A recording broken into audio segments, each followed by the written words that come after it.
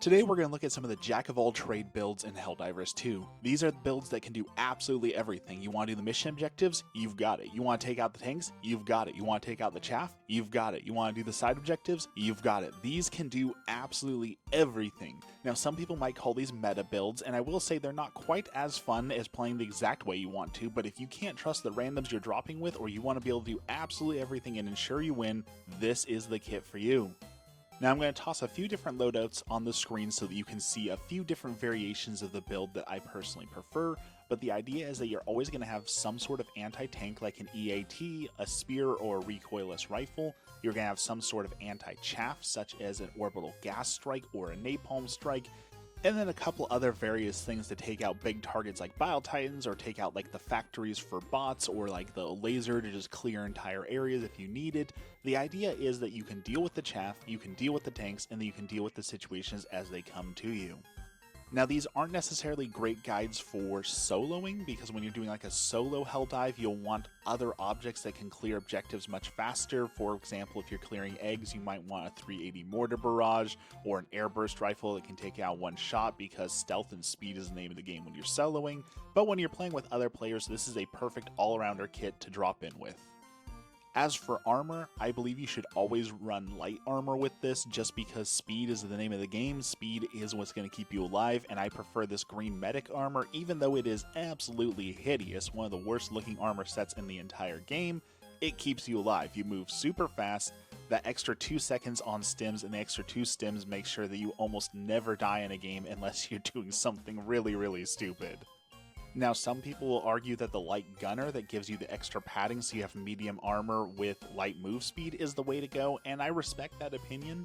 Medium armor of course is helpful, especially against these little jumpy guys, but I still prefer the extra stims because it is just so overpowered that you feel like a god for the 6 seconds that your stims are going.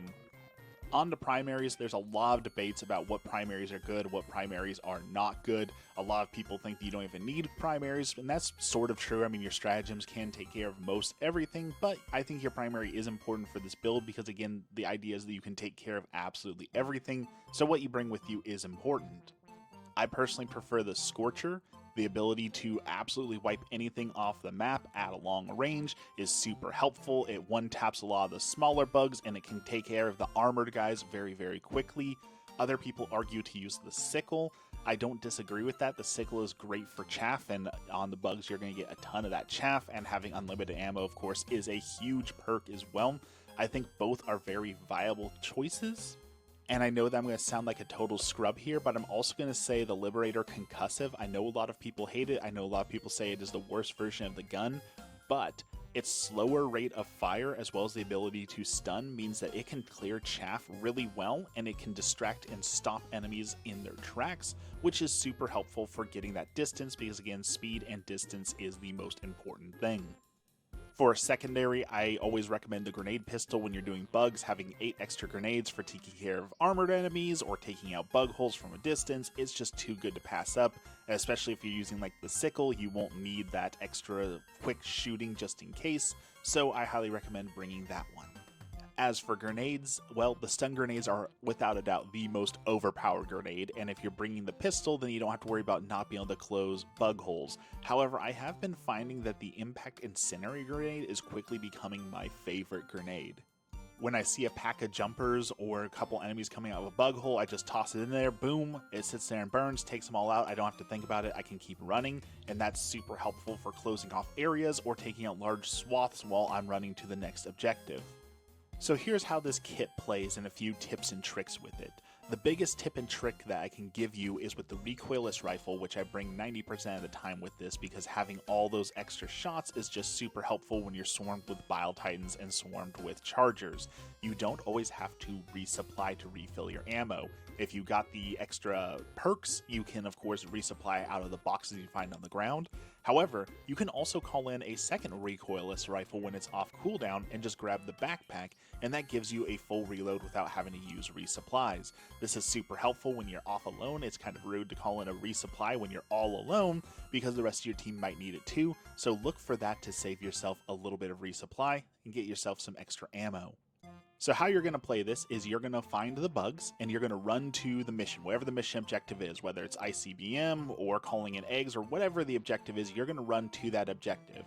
And as you're running to that objective, at some point, they're going to call in a bug swarm. They're going to see you, they're going to attack you, and that's what you want. You call down a napalm strike on that bug hole as well as an orbital gas strike, and that is going to clear out everything that spawns from it except for Bile Titans. This means you're going to rack up 60, 70, 80, 100 kills, and more importantly, the ability to call in reinforcements is going to go on cooldown for the enemy. This means that while they're burning to death and instantly dying to the gas, you can complete the objective.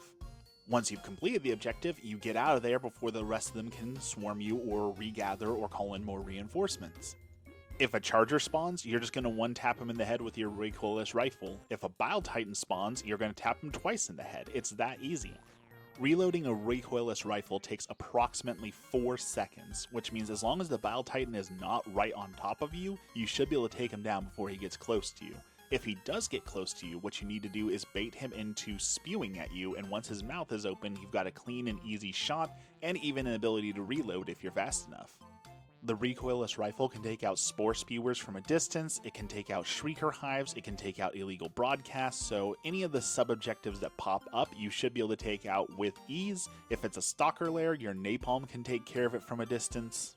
And if it's an SEAF artillery, what you're going to do is grab the bombs ahead of time and drop them off at the objective. Then once you touch the objective, you're going to see a bunch of enemies come and you're going to use that napalm gas combo to stun them and take them out while you complete the objective and again run away before they can recover.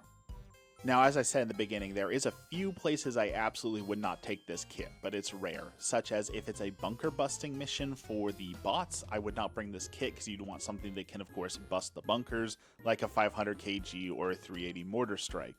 I also would not bring this on like one of the defense missions just because using mines, sentries, and EATs is so much more efficient with the team, but for most missions, this is going to thrive for you. Now, if you need a little more oomph, you can change the recoilless rifle for a quasar cannon, and that will free up your backpack so that you can wear the shield as you see here. And while I have always maintained that the shield is a crutch, I understand some people enjoy playing that way and want that extra survivability, so that is the recommended change I make there. If you don't want to bring the shield, another fun combo is to bring the ballistic shield and grab the pummeler, which is even better than the concussive liberator and gives you some cool stopping power. Now, there is some debate whether or not to bring the orbital laser. It does only have 3 charges, but it does absolutely save you in those clutch moments.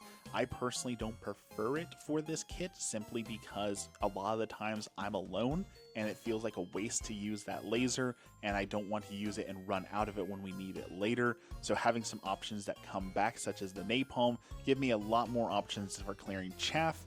But again, if there is a mission type that requires clearing huge bunkers or taking out like the large automaton facilities, I would consider swapping in the laser instead of the napalm.